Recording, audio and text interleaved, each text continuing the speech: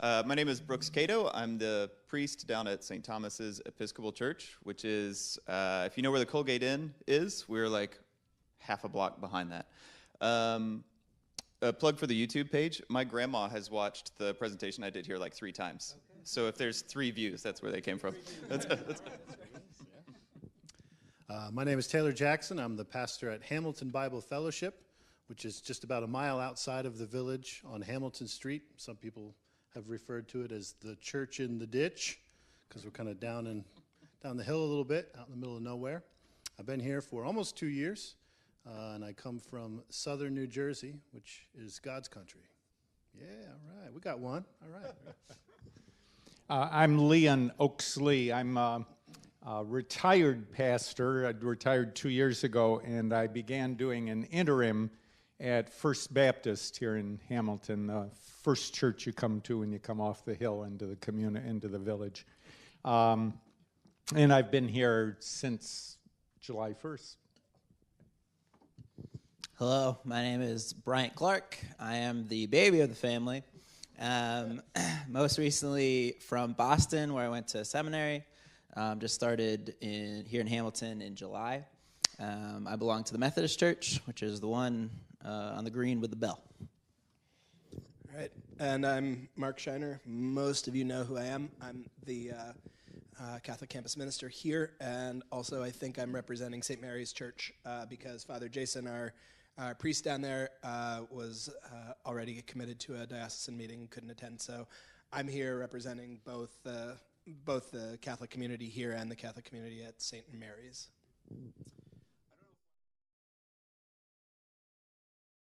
I think probably partially because churches operate that way sometimes, you know.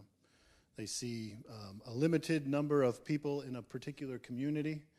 They know what their budget is. They know how much money they need to operate. And also, I think it's a pride thing.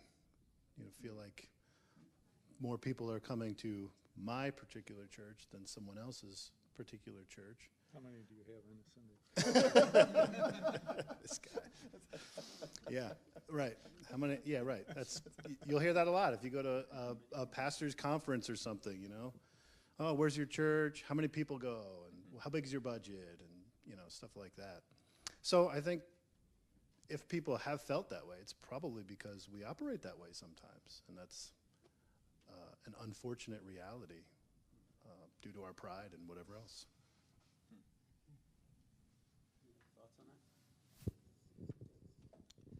I think it's not exclusively this way, but I think being Americans has a lot to do with it. We have a culture of not only competition, but also just like if it's bigger, it must be better, or if there's more like consumers, then your brand must be, somehow superior or something like that. I know in my church, we fill out all these different forms about like how many baptisms did you have, how many new members, how many this or that. But there's really not a way to measure, like, is your congregation growing in faith? Is it, that kind of thing. So maybe that's part of it, too, is that it's just a quantitative way to look and be like, yeah, like, well, at least we're bigger than the such and such church, and we're, whatever. So. I mean, I'd pick up on exactly what Brian is saying. Well, both of them have said, but I think that there is something fundamentally unique about the United States in that that there's an incredibly influential book that came out while I was in seminary called The Churching of America by 2 sociologists named Fink and Stark, Finke and Stark. And this book basically argued that religion in the United States functions as on a free market model. Unlike the churches in Europe, which are specific. Okay, you've got a Church of England, right? You have a church. You have these official churches that are taxpayer supported, and there really isn't any kind of need to compete because you're established and you've got your money and everything.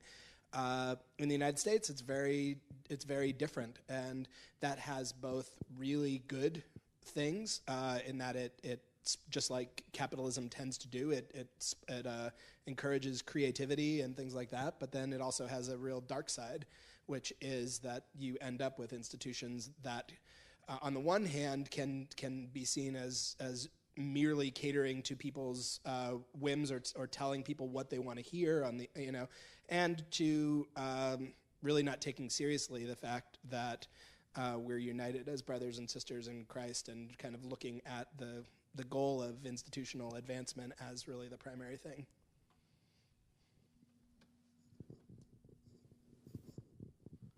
So before I landed in the Episcopal Church, I was sort of bouncing around a lot of different denominations in Arkansas, and there was definitely a theological piece where, like, that the one, like, independent Christian church of Valley Springs, Arkansas, in a town that has a population of 200, would make the claim that, theologically speaking, they're the only ones that have access to Christ's salvation, and that everybody else in the world is wrong.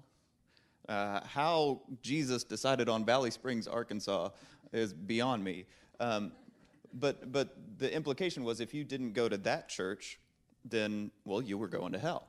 So they had to get more folks, not just like to bolster their budget or to like outdo the church down the road, but also for them, there was something about salvation on the line. And then I think there's a second piece, at least in the Episcopal Church, that comes down to laziness. The Episcopal Church is kind of afraid of the word evangelism. But what's safe is to talk about, like, the Episcopal approach to things to other Christians. So, like, if you're going to get somebody, it's easier to convince another Christian to come to the Episcopal Church than it is to, like, find somebody that's unchurched and bring them into the Episcopal fold. And, like, we've had this conversation a lot. Like, as a group, we're not in the business of sheep stealing. We're in the business of, like, finding new Christians. But that's exceptional here, I think.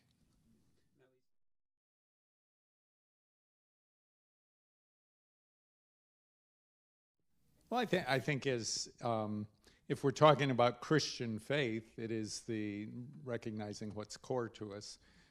Somebody in ministry to me talking about a church that separated itself in a community I was in would say, was a Nazarene, by the way.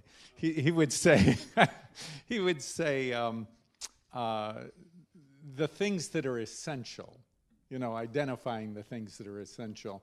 And so often what divides us are things that aren't essential. It's a way of doing things, a way of our tradition or something being that.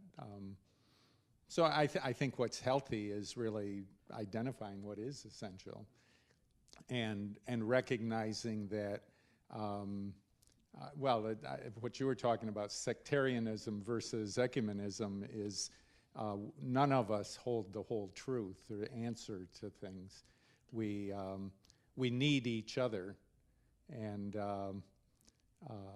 so that's healthy. I had a friend of mine who's a Reformed guy. They're the people who still read John Calvin. And he's in a group with me, and he wrote this, quoting John Calvin from a commentary.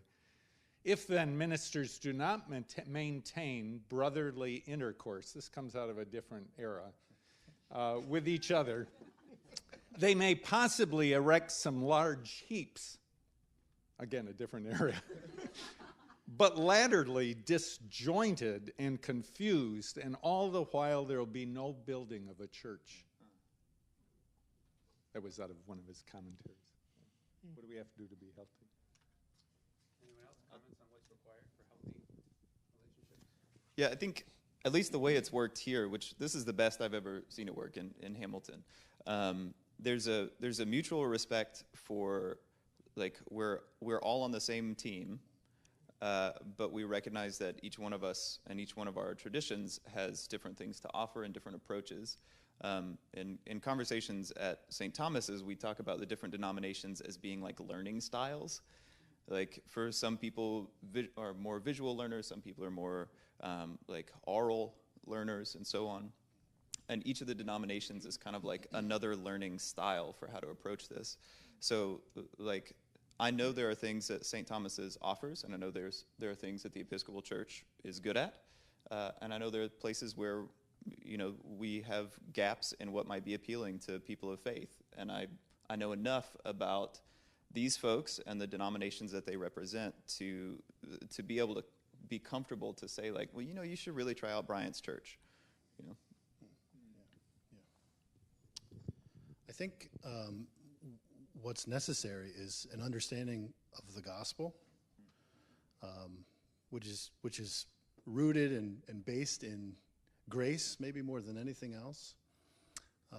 Leon made a reference to, I was thinking of a saying, and I've looked to find where this saying has come from, and I've never been able to pin. I've seen different people are kind of, but it's, you know, in essentials unity, in non-essentials liberty, in all things charity. Sounds like Wesley. Okay, says the Wesleyan. But I was thinking about, and I agree with Brooks. This is the best fellowship across denominational lines that I've ever seen, I've ever been a part of here in Hamilton. And when you think about the world and how the world looks at the church, they see us as basically all on the same team. It's only when you get inside the church that we start to see that we start to act like we're not on the same team. And I think that's a shame. And so to recognize that, you know, the big thing is Christ. And we all have Christ in common, at least in our churches. And, you know, that's the essential thing. That's where we have unity. And we can build from that. I mean, you can, you know, find common ground with anybody if you try hard enough. And certainly within the Church of Christ, you should be able to find plenty of common ground on which to build relationships and of mutual respect and love. And not saying we don't have differences, but keeping them in proper perspective. You know? I also like, how do I put it? I want to be careful too about how much I'm willing to pat ourselves on the back. I've recently, so the Baptist Church, for example, is looking for a new minister, and I've started to think about how our ecumenical,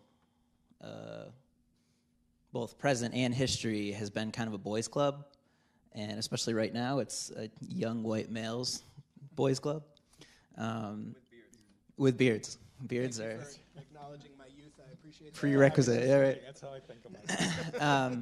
And so, while I do agree that we have been, like, quote unquote successful, I think it's important to recognize that we're all coming from, if not liberal denominations, liberal wings of our denominations. I know that there are Methodists that for sure would not sit down with Episcopalians and American Baptists and whatever. And so I agree that what we've kind of, quote-unquote, started has been great, and I agree it has been the best example of ecumenism that I've at least been a part of. But I also want to just kind of caution our optimism, because I think there is a lot at stake that isn't present. So even just like the idea of like gender dynamic of like, we've basically all decided that we won't have a pecking order, right? Which for men is just like a decision we can make, and it's automatic, I think. Whereas if there are people that might not represent our same demographic or our same cultural background, that complicates things. So I just want to like give voice to that.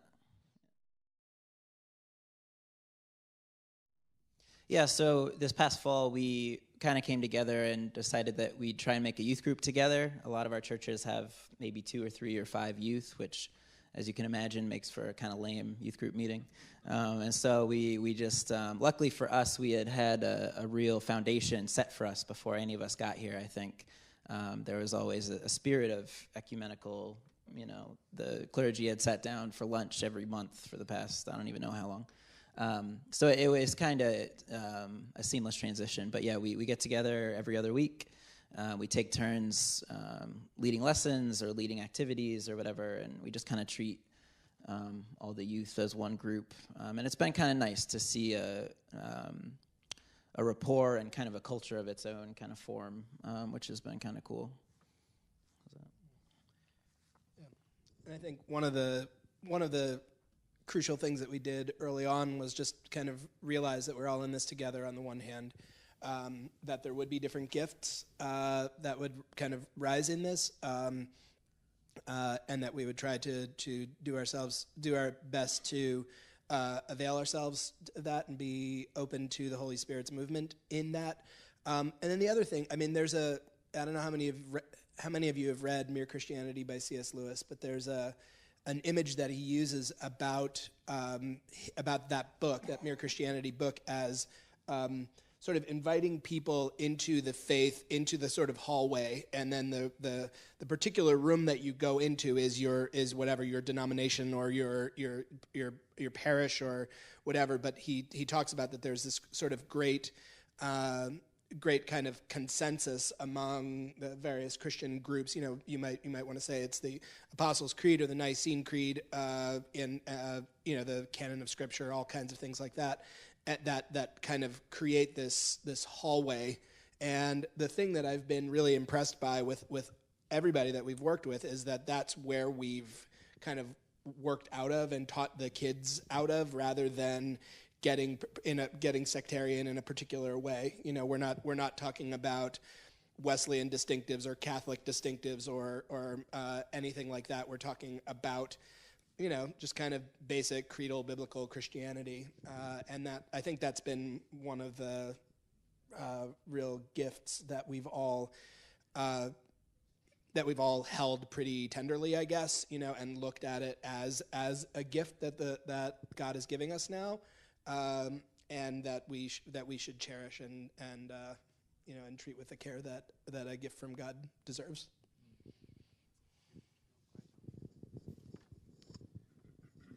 We've been talking about working together and what a benefit it's been, and the sort of ecumenical spirit that exists, but actually doing something together has been really exciting, because, you know, churches can sit behind their own walls and talk about how we love people from other churches, and that very well could be true, and we get along with them, but you know, you get along because you're separated. What happens if you come together? And it's been really, really encouraging for me when we get together, and even in the planning stages, some of the conversations that we had, centered on the fact that we all have different doctrinal statements. We all have different theological perspectives and come from churches and denominations with different theological perspectives. And we're going to share the teaching responsibility with these teens. And so what are we going to talk about? What are we not going to talk about? And just to kind of come together and have that conversation that, well, you know what?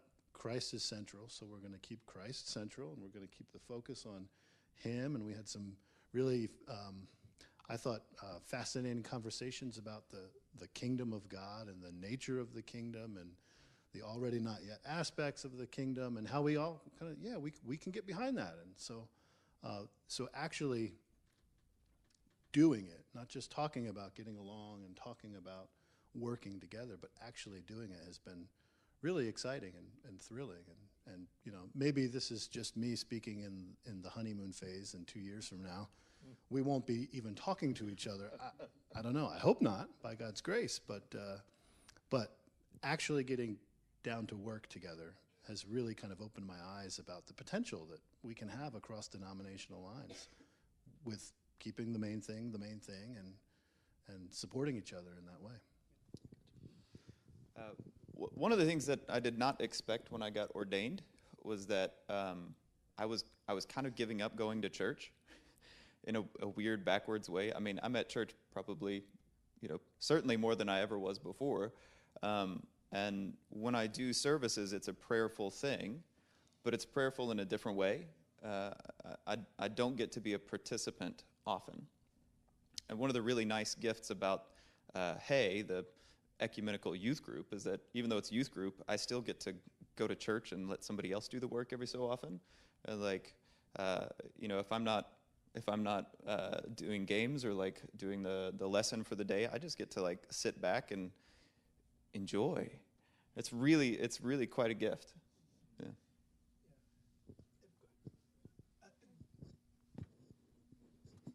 So we've been talking, I think, about this from our perspective as clergy, right? I mean, on the other hand, I just want to say something about my perspective as dad of a 17-year-old. My daughter has come to just completely adore these guys. Like, just thinks the world of them. Thinks they're funny and kind and interesting, and they bring different perspectives. And of course, as a dad, I've tried to raise her up in the faith. But if Brooks says something about a basic Christian teaching, she'll say, "Wow, that's interesting." And I'll be like, "I've told you that 10 times in your life, but if Brooks says it, okay, great." But yeah, I mean, and just so like as a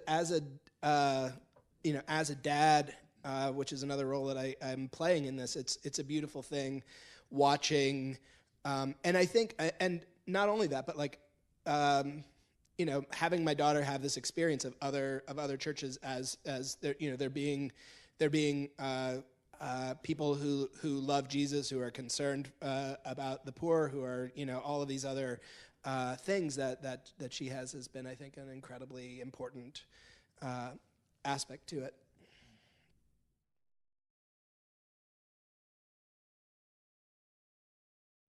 It is a difficulty of ecumenism.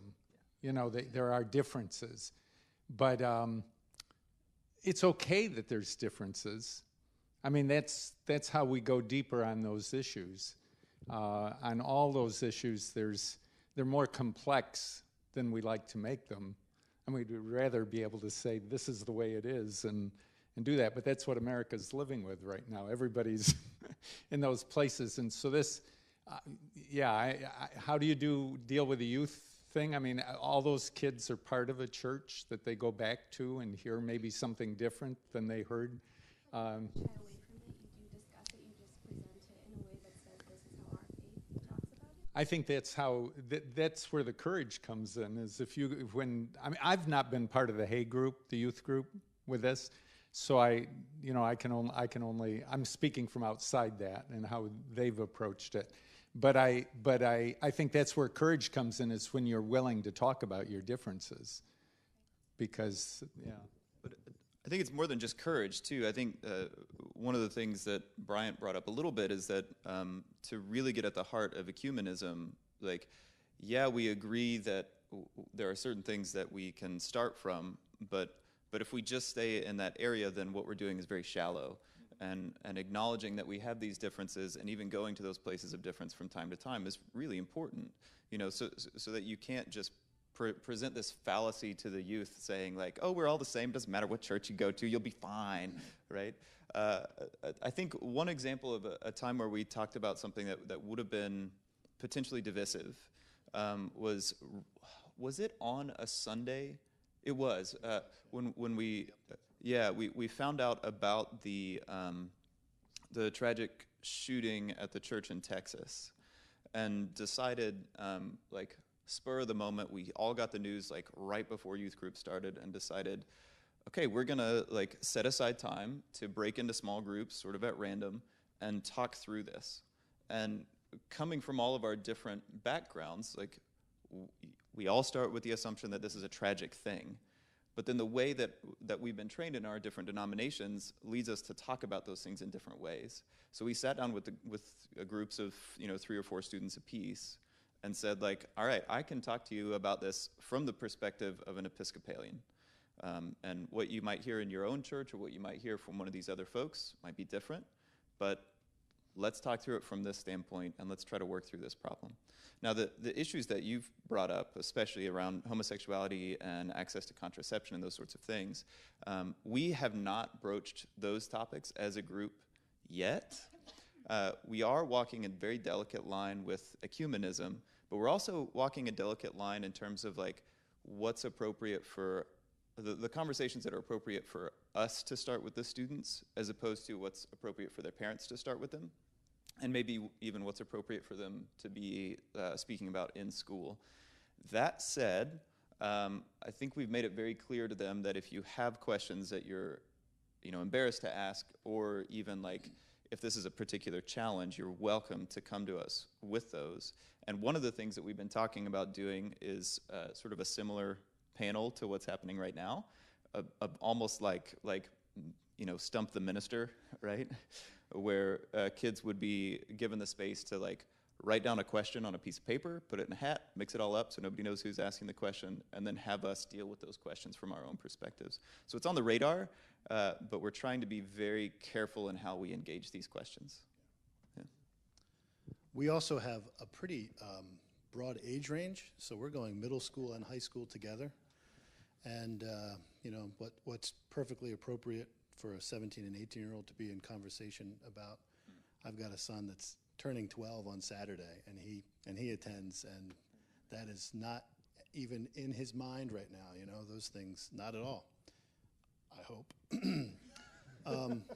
So we're trying to kind of balance that stuff as well. And one thing we've done is, after our teaching time, which is usually pretty brief, we'll break them into smaller groups, and we've decided that it's probably best to have the middle school together in one group, so that their conversation about whatever it was we talked about can be sort of more on their level, and then the high schoolers together in different groups. So that's a challenge also, young.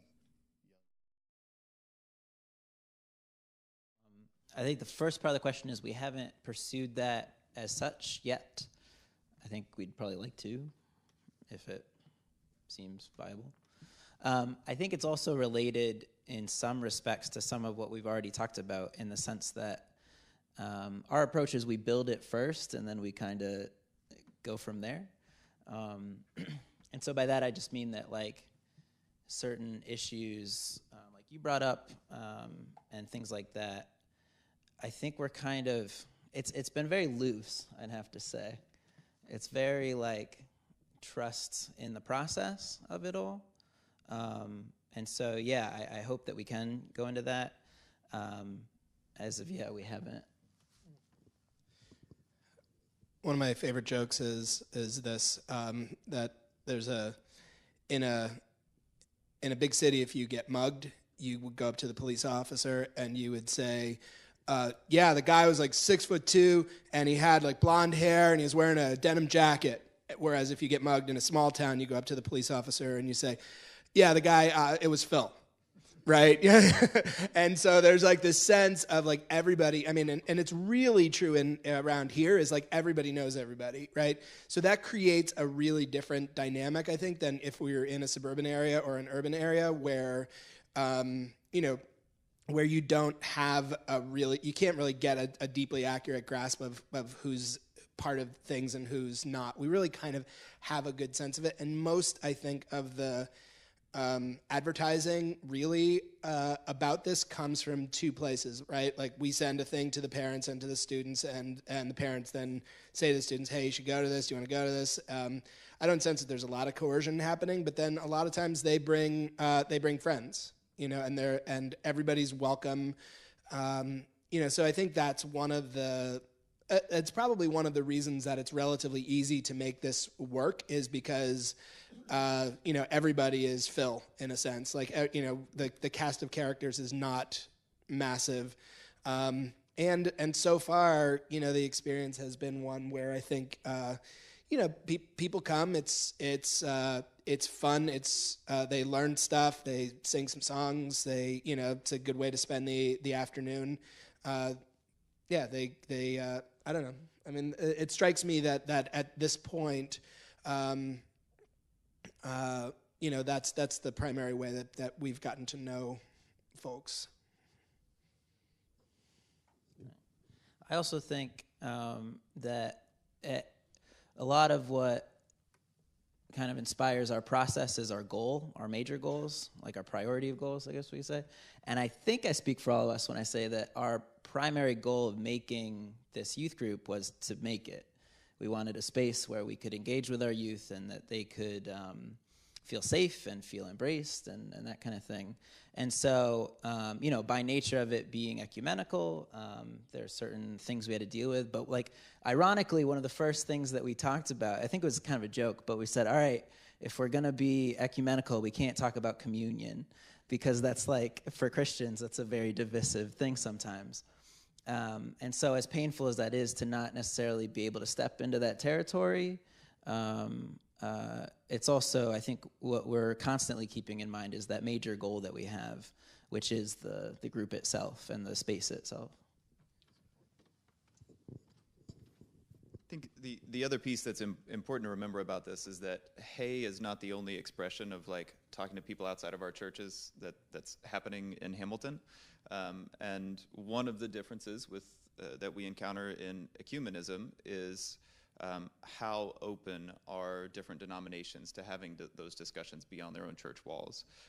Often the conversation across Christian denomination is in some ways easier, in some ways a lot harder than interfaith conversation can be.